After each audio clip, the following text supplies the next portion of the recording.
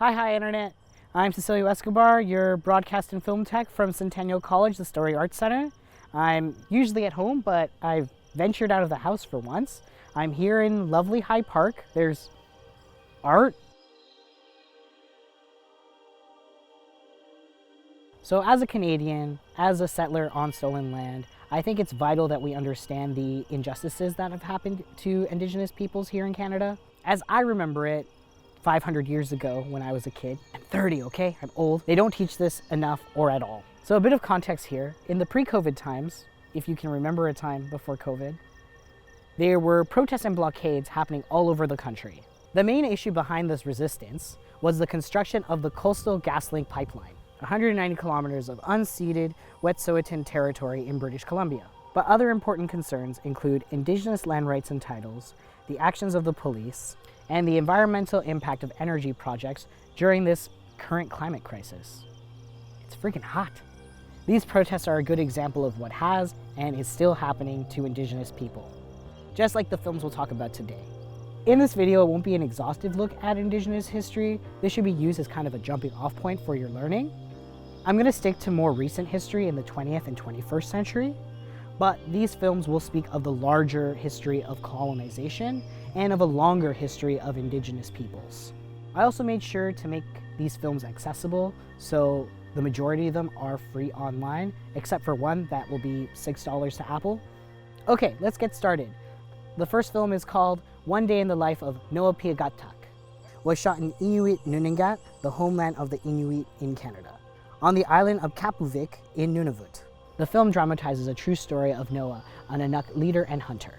Over the course of a day in 1961, when he was fatefully approached by a Canadian government agent, assigned to get Noah to move his community to a fixed settlement and send his kids to school so they could get jobs, so they could make money.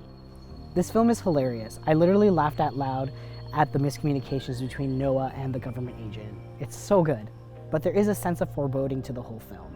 You're just waiting for the other shoe to drop about what's going to happen to Noah and his family, and many other Inuit that will be forced into settlements and forced to adopt a fundamentally different lifestyle. It really shows that this has been a common experience throughout history, that Indigenous people are constantly displaced from their homes for the betterment of settlers. But obviously they do resist in the ways that they could, and you can see that with Noah. This is the only one you gotta pay some money for. It's $6 on Apple TV, but totally worth it. If you wanna learn more things you could look up are Project Surname, the High Arctic relocations. We had nothing but tents. They did give us buffalo hides, which we used to insulate our tents, but they made our tents dark.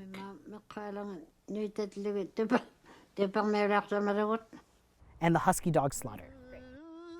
The next film is called Kanehsatake, 270 Years of Resistance. It was shot in Kanehsatake, Quebec, which is the land of the Kanehsatake, the Mohawk people.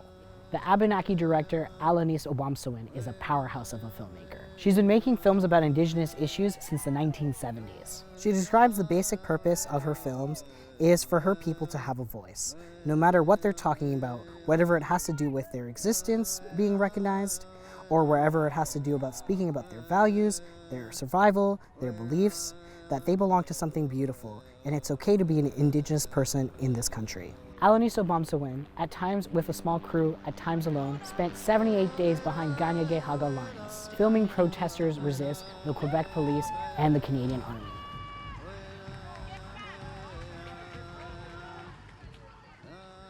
This film left me full of rage. All of this happened because of a pointless golf course, to once again needlessly displace people from their homes.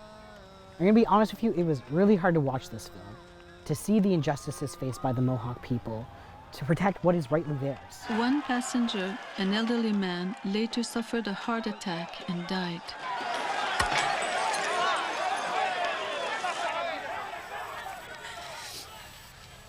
This is what they threw at my father. This is what hit him in the chest. Her 77-year-old father was badly injured. And I'm gonna remember those faces.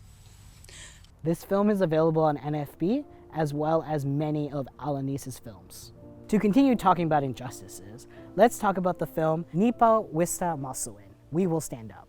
mainly shot in Red Pheasant First Nation on the lands of the Nîiwa, the Plains Cree. On August 9, 2016, a young Cree man named Colton Bushy died after entering Gerald Stanley's rural property in a car with his friends. The jury's subsequent acquittal of Stanley captured international attention and raised questions about racism embedded in Canada's legal system, which propelled Colton's family to national and international stages in the pursuit of justice. Sensitively directed by Tasha Hubbard, We Will Stand Up weaves a multi-layered narrative that encompasses the filmmaker's own adoption, the history of colonialism on the prairies, and envisions a future where Indigenous children can live safely in their homelands. I didn't find the whole film for free, but I did find a 45-minute version of it available on GEM. I recommend that the Special Rapporteur and the expert mechanism undertake a study on the systemic racism and discrimination against Indigenous people within the judicial and legal systems in Canada. Next, I want to showcase a film series done by Historica Canada, a settler organization. You know them, the Heritage Minute people, called Voices from Here. This series interviews First Nation, Inuit, and Métis people. Each piece touches on the lived experience and expertise of each individual. Wanted to highlight one of the videos with Wes Finday, a Nîiwa knowledge keeper, filmed on Treaty 6 territory in Saskatchewan.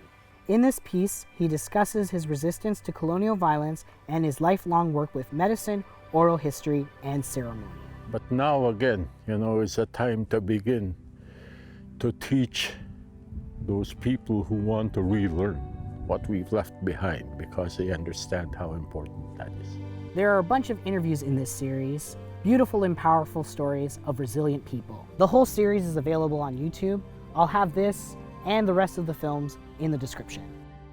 Next, I want to talk about a film that celebrates indigeneity, Thurza Cuthand's Woman Dress.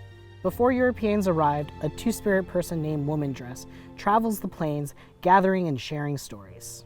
Featuring archival images, dramatized reenactments, the film shares a Cuthand family oral history, honoring and respecting Woman Dress without imposing colonial binaries on them. This film brings me such joy to watch. It's wonderful to see these stories survive after decades of settlers trying to destroy them. Okay, so that's my list. Like I said before, I'm just scratching the surface of these issues. There's still a bunch of stories that you need to hear. But I hope by watching these films, you'll be drawn to read and watch more about these experiences.